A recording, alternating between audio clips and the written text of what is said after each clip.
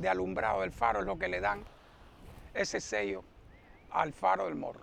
El nuevo faro, tal y como hoy lo conocemos, encendió su moderno sistema de luces el 24 de julio de 1845.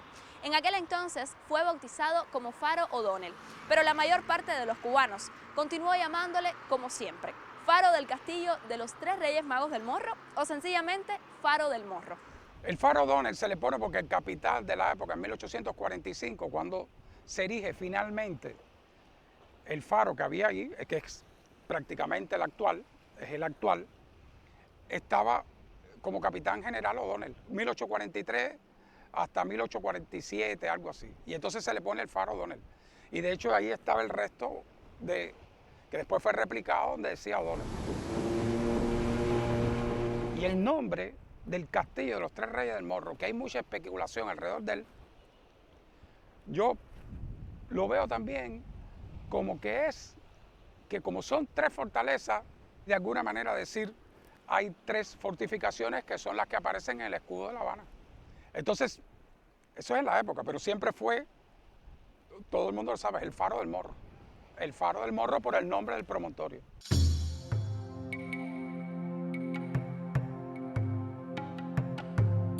Pero los faros no solo tienen nombre, también tienen personalidad propia.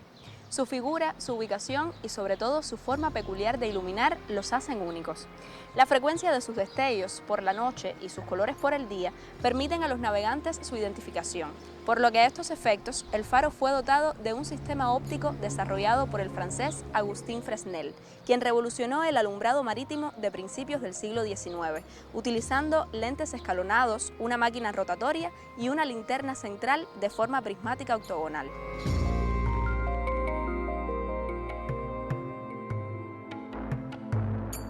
El mecanismo en un principio era como el mecanismo de un reloj de cuerda, que tiene unas contrabalanzas. Por los relojes lo conocemos, el clan, tú le tienes que dar cuerda.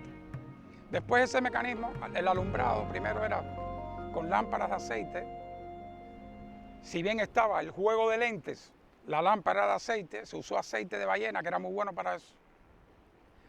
Pero ya después viene el proceso de electrificación, que viene siendo ya en 1945, antes se había usado gas acetileno, en los años 20 creo que es que pasa, del siglo XX es que pasa gas acetileno, hasta que finalmente se electrifica.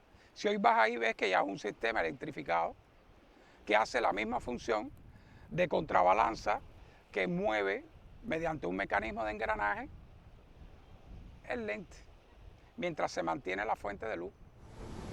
Y eso se regula de alguna manera que tenga un pestañeo preciso. Y cada faro tiene su frecuencia de centelleo. Eso es importante de noche porque tú dices, espérate, esa es La Habana.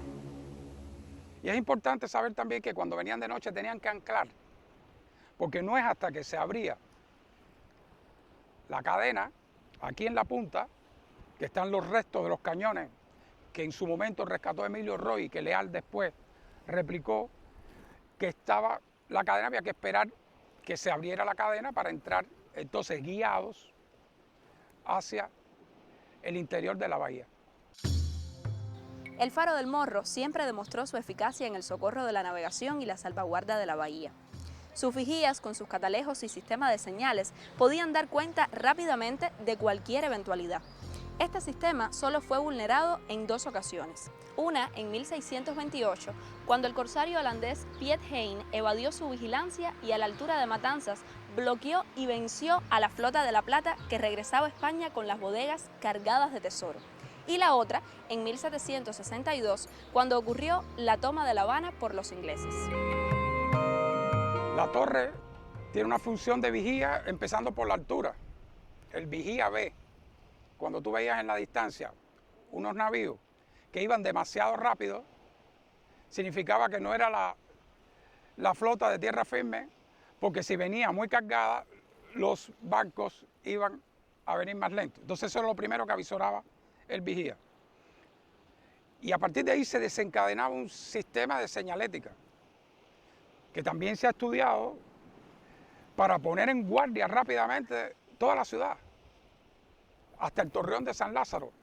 Entonces, todo eso llevaba un entrenamiento y una escuela grande de pericia militar y pericia de náutica, pericia náutica. De hecho, había una escuela náutica aquí en El Morro que se había creado para eso. Una estación señalética importantísima con un juego de banderas. Y entonces esa función de vigía formaba parte de lo que yo llamo como líneas de defensa. Pero también había una función que era la de ordenar la entrada de los navíos a la bahía, el trasiego, y que también la cumplía esa estación señalética y en la que el faro también jugaba un lugar importante por ser el punto más alto, más álgido.